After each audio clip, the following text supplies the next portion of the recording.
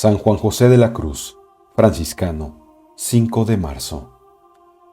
Nació San Juan José de la Cruz el día de la gloriosa Asunción de Nuestra Señora del año 1654 en el volcánico islote de Ischia, situado a la entrada del Golfo de Nápoles, de suelo muy rico y fértil. En el bautismo recibió los nombres de Carlos Cayetano. Su familia era noble y piadosísima. Sus padres, José Calocinto y Laura Gargilo, vieron, con santo consuelo, que 5 hijos suyos se consagraron al Señor. A todos aventajó Carlos en virtud y santidad de vida. Ya en sus tiernos años gustaba sobremanera del retiro, silencio y oración. Apartábase de los juegos y entretenimientos de sus hermanos y consagraba el tiempo de los recreos a visitar iglesias, orando en ellas con angelical devoción. Tenía especial cariño y amor a la Virgen Nuestra Señora, y cada día rezaba el oficio parvo y otras preces marianas, como el rosario y las letanías, ante un altarcito que él mismo había aderezado en su aposento a la gloriosa Reina del Cielo. Los sábados y vigilias de sus fiestas solía ayunar a pan y agua. Amaba a los pobres con singular ternura, recordando que el bien que a ellos se hace lo tiene Jesucristo como hecho a Él mismo. Aunque de muy noble y opulenta familia, gustaba de llevar vestidos humildes y ordinarios. Trabajaba con sus manos y distribuía entre los pobres el fruto de su trabajo. Ya pequeñito, sabía mortificarse y practicar algunas penitencias, y cierto día en que uno de sus hermanos le dio de bofetadas, él, en vez de vengarse, se arrodilló a sus pies pidiéndole perdón, y luego rezó por él un Padre Nuestro. Carlos Cayetano, religioso. Cuando tenía apenas 17 años, determinó consagrarse enteramente al servicio divino, abrazando alguna religión de vida rigurosa y austera, pero no sabía cuál elegir entre las 3 severas órdenes de los cartujos, mínimos y frailes menores o franciscanos. Hizo una fervorosa novena al Espíritu Santo en la que pidió luz para conocer su camino.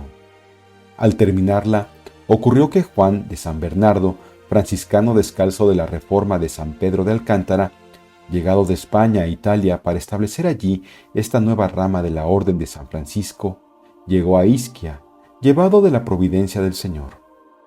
Las eminentes virtudes de Juan, su vida santísima y su hábito austero y humilde llenaron de admiración a Carlos Cayetano, el cual desde ese día ya no titubeó más en la elección. Dejó a su familia y pasó a Nápoles, al convento de Santa Lucía del Monte, pidiendo con insistencia ser admitido en él. Pasados 9 meses de prueba, comenzó los santos ejercicios del noviciado, y poco después tomó el hábito religioso, trocando su nombre por el de Juan José de la Cruz, en honra de San Juan Bautista, cuya fiesta se celebraba el día siguiente, del glorioso San José, de quien era devotísimo, y de la Sagrada Cruz, por la gran devoción que tenía a la pasión de nuestro divino Salvador.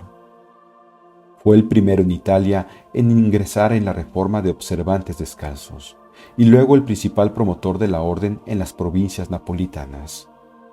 El tiempo de su noviciado lo pasó entregado a las mayores austeridades, no excediéndole ningún novicio en la exactitud de la observancia regular. Ayunaba cada día a pan y agua, dormía breves horas, y consigo llevaba, como dice San Pablo, la mortificación de Cristo en su espíritu y corazón. San Francisco de Asís y San Pedro de Alcántara fueron los modelos que trató de imitar, llegando en breve a ser dechado de novicio perfecto. 3 años permaneció en Nápoles después de su profesión, adelantando a grandes pasos por la senda de la virtud. En el año de 1674, y cumplidos los 20 de su edad, viendo sus superiores que, aunque mozo en los años, era eminente en virtud y santidad, enviaronle a fundar un convento en Piedimonte de Afila, al pie de los montes Apeninos, y, con ser ese cargo de difícil desempeño, ejerciólo perfectamente, ayudándose de la gracia del Señor. Dio fuerte impulso a la edificación del convento, ayudando él mismo a los albañiles y llevando sobre sus hombros piedras y otros materiales necesarios. Juntándose con eso las muchas fatigas y trabajos a sus grandes austeridades, vinieronle recios vómitos de sangre que le dejaron extenuado, y aún no hubiera muerto a no ser por la protección visible de la Virgen María, merced a la cual cobró en breve la salud. Concluida la fábrica material del convento, dedicóse a hacer reinar entre los religiosos profundo silencio y recogimiento, y la observancia exacta y rigurosa de la santa regla. Quería que aquella casa, primera de la orden en Italia, no sólo rivalizara con la de Pedroso, fundada en Extremadura por el mismo San Pedro de Alcántara, sino que se le excediera en el rigor de la observancia regular.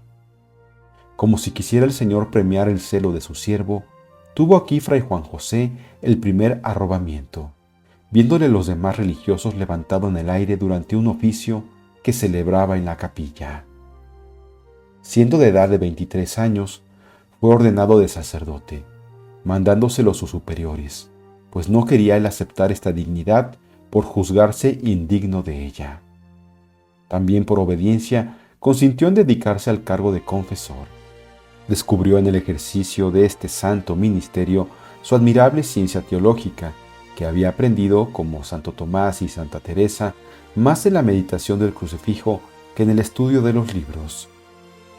Con el fin de darse de lleno a la oración y penitencia, se retiró a una pequeña ermita próxima al convento, y muy en breve se le juntaron algunos religiosos, que bajo su dirección aventajáronse en perfección y santidad. Maestro de novicios y provincial. A los 27 años cumplidos, nombráronle los superiores maestro de novicios. En su nuevo cargo nunca se tomó licencia para dispensarse de la observancia regular. Asistía puntualmente al coro y a los ejercicios de comunidad, siendo fidelísimo a la oración y espejo de virtudes religiosas para sus novicios. Áspero y riguroso consigo mismo, era muy blando y bondadoso con los demás.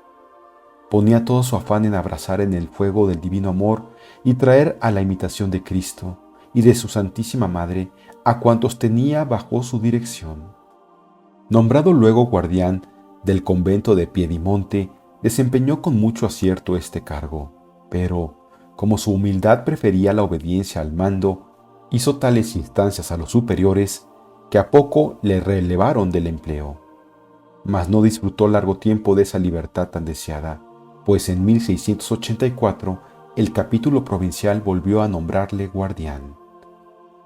Probóle el Señor por entonces con grandes desolaciones interiores, pues se vio atormentada su alma con tinieblas y dudas que le hicieron padecer sobremanera.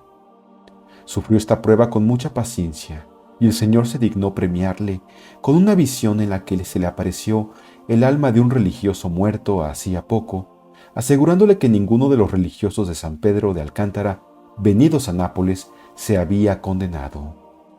Tan consolado quedó con esta revelación, que de muy buen grado aceptó las obligaciones que su nuevo cargo le imponía. También por este tiempo plugo al Señor manifestar la santidad de su siervo con muchos y portentosos milagros, multiplicando el pan del monasterio y haciendo crecer en una noche legumbres recogidas la víspera para darlas a los pobres. Libre ya otra vez del cargo de guardián, fue elegido en 1690 definidor de la orden y al mismo tiempo repuesto en el cargo de maestro de novicios, cargo que desempeñó por espacio de 4 años en Nápoles y en Piedimonte. Habiendo enfermado gravemente su anciana madre, acudió a su lado para asistirla en su agonía y muerte, siendo recibido por los de Ischia con grandes honores y muchas muestras de veneración y respeto. En el año de 1702, los religiosos españoles fundadores de la reforma de los observantes descalzos en Italia juzgaron haber cumplido su cometido y regresaron a su patria. Con este motivo, los religiosos italianos suplicaron al padre Juan José que se encargara de llevar adelante la constitución de la provincia italiana. Después de vencer muchas y grandes dificultades, logró el apetecido intento y el capítulo de la nueva provincia le nombró ministro provincial a pesar de sus ruegos y lágrimas. En verdad, fue acertada esta elección, pues él era el más apto para ocupar y asegurar la prosperidad de la naciente provincia. mantener el rigor de la observancia de San Pedro de Alcántara y hacer florecer las virtudes del patriarca San Francisco. Cumplido el tiempo de su mandato y habiendo desempeñado con acierto tan preeminente cargo, volvió a la obediencia y vida común con gran consuelo y gozo de su alma, recogiéndose en el convento de Santa Lucía, para consagrar lo que le quedase de vida a la dirección y salvación de los prójimos. Virtudes y prodigios. Tenía Juan José ilimitada confianza en el Señor, y Dios se la premiaba con multitud de milagros y prodigios extraordinarios, como el que obró 8 años antes de su muerte, sucedido de la manera que aquí declaramos. Al entrar cierto día del mes de febrero en el convento, acercósele un comerciante napolitano y le rogó intercediera por su mujer gravemente enferma, la cual deseaba ardientemente comerse unos melocotones, cosa imposible de darle en aquella época del año. Díjole el santo que tuviese confianza y que, al día siguiente, el señor San Pedro de Alcántara y San Pascual atenderían sus súplicas. Y como viera allí cerca unas ramas secas de castaño, dijo a Fray Miguel, que le acompañaba: «Hermano Miguel, tome 3 ramas de esas y plántelas. Si así lo hace, el señor San Pedro de Alcántara y San Pascual remediarán la necesidad de esa pobre mujer». Fray Miguel repuso extrañado: «Pero, padre, ¿cómo van a dar melocotones estas ramas de castaño?». «Eso lo harán el Señor y San Pedro de Alcántara», le respondió Juan José. Obedeció Fray Miguel plantando las 3 ramas secas de castaño en una maceta que estaba cerca de la ventana del santo. Y cosa maravillosa, al día siguiente aparecieron, todas cubiertas de hojas verdes, y vieron todos que de cada rama colgaba un hermoso melocotón. Al comerlos la mujer enferma quedó sana. Los resplandores del divino amor que inflamaba su alma iluminaban su rostro y daban a sus palabras singular blandura y piedad. «Aunque no hubiese cielo ni infierno», decía, «quisiera yo amar a Dios por toda la eternidad».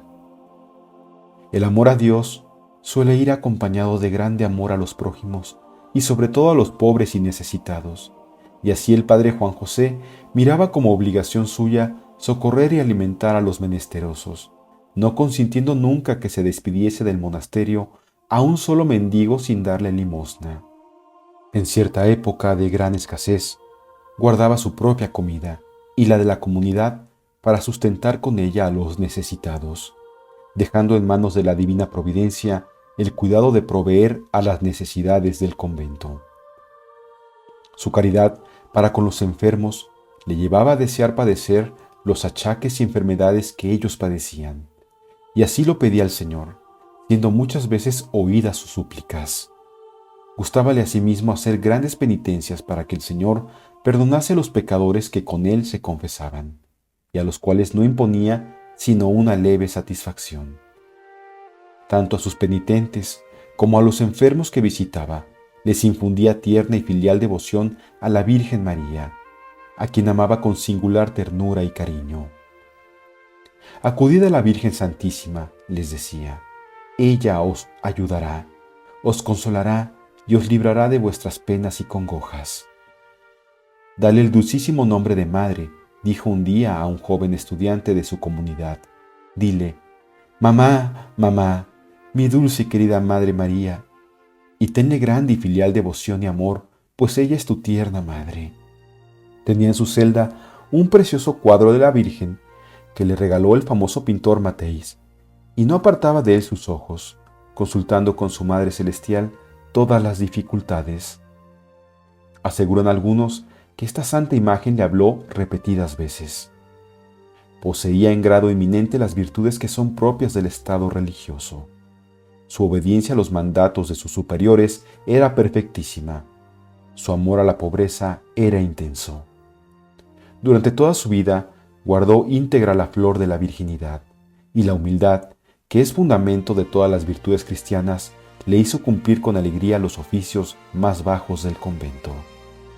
Guardaba riguroso silencio, y, si alguna vez se veía precisado hablar, hacíalo en voz baja. Iba siempre con la cabeza descubierta y bajo su hábito llevaba cilicios y cadenas que mudaba con frecuencia para aumentar sus dolores. Disciplinábase duramente y, cuando sus superiores le obligaron a llevar sandalias, que fue a los 40 años, ponía en ellas clavos y piedrecitas. Pero el más doloroso instrumento de penitencia que inventó para atormentar su cuerpo fue una cruz larga como de un pie y guarnecida con puntas agudísimas. Hizo 2 iguales y las ponía una en la espalda y otra en el pecho, apretándolas y sujetándolas con tal fuerza que le causaron 2 llagas que tardaron muchos días en curarse. Daba brevísimo tiempo al sueño, y en los últimos 30 años de su vida no probó vino, agua ni otra bebida, y como en su vejez le aconsejaran moderar un tanto sus rigores a la vista de las enfermedades que padecía, él respondió: «No padezco ninguna dolencia que me impida trabajar en la salvación de las almas, y aun cuando la padeciera, ¿acaso no tendría que sacrificarme con Jesús crucificado por estas almas tan desgraciadas?» Éxtasis y otros favores celestiales. El Divino Maestro suele complacerse en regalar con las celestiales delicias del Tabor a cuantos le aman lo bastante para seguirle valerosamente hasta el Calvario. El Padre Juan José de la Cruz tuvo frecuentes éxtasis, mereciendo además el insigne favor de tener al Niño Jesús en sus brazos en varias ocasiones, y señaladamente en la noche de Navidad. La Virgen María se le apareció y le habló muchas veces, como él mismo lo declaró en ratos de esparcimiento. Tuvo asimismo el don de bilocación.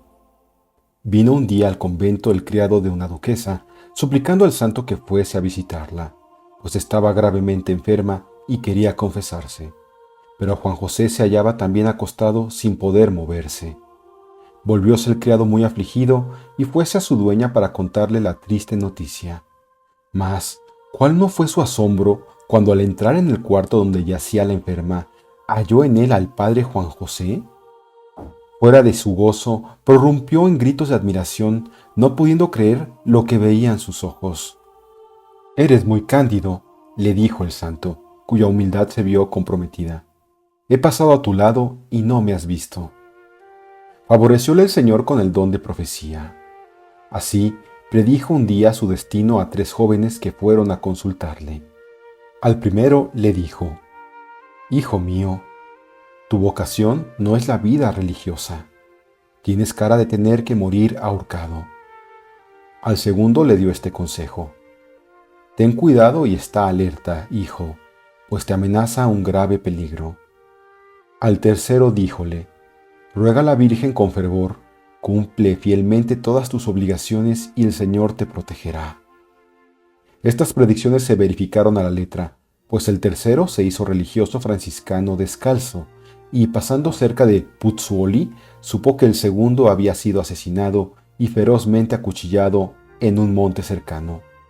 Poco después, halló al primero armado como un bandido, el cual le contó cómo se había escapado de la cárcel para evitar la muerte a que le condenaron por asesinato y que ahora le perseguían por un homicidio.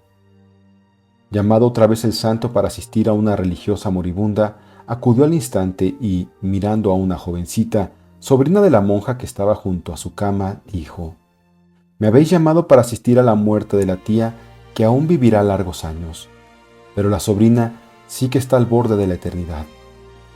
Poco después sanó la religiosa y la joven murió repentinamente de apoplejía.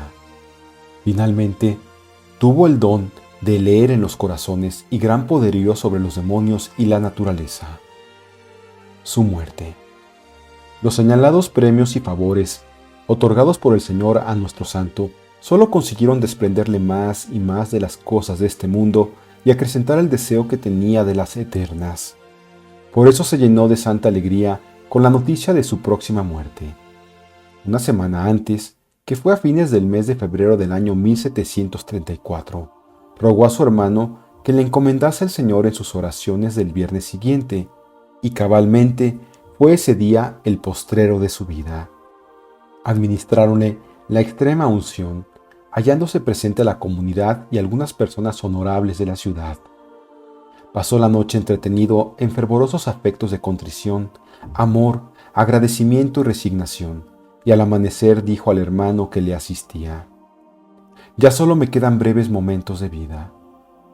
Corrió el hermano a decírselo al superior, y toda la comunidad acudió cabe su lecho, y entre gemidos y lágrimas le leyeron la recomendación del alma. Cuando el padre guardián advirtió en el enfermo señales de agonía, dióle la absolución y el santo bajó la cabeza en prueba de agradecimiento. Levantándola luego, miró con inefable ternura a la imagen de María y sonriendo plácidamente, cerró los ojos del cuerpo a las cosas visibles y expiró con grande tranquilidad. Su gloriosa alma voló al cielo para gozar eternamente de la bienaventurada presencia del Señor. Sucedió tan dichoso tránsito a los 5 días del mes de marzo de 1734, cuando Juan José tenía 80 de edad. En el instante en que el espíritu del siervo de Dios voló al cielo, Diego Pignatelli, duque de Monteleón, vio aparecer, de repente, delante de sí, al padre Juan José aureolado con luz sobrenatural, y muy sano y robusto. Admiróse de lo que veía, pues unos días antes le había dejado enfermo en Nápoles, y así le dijo: «¿Pero qué pasa, padre Juan José? ¿De dónde que haya cobrado tan presto salud y fuerzas?». «Ya estoy bueno y soy feliz», le contestó el santo, y en diciendo estas palabras desapareció. También apareció a Inocencia Babeta, que estaba durmiendo cuando murió el santo, y a otros muchos, entre ellos al padre Bruno, que era religioso en la misma comunidad que Juan José.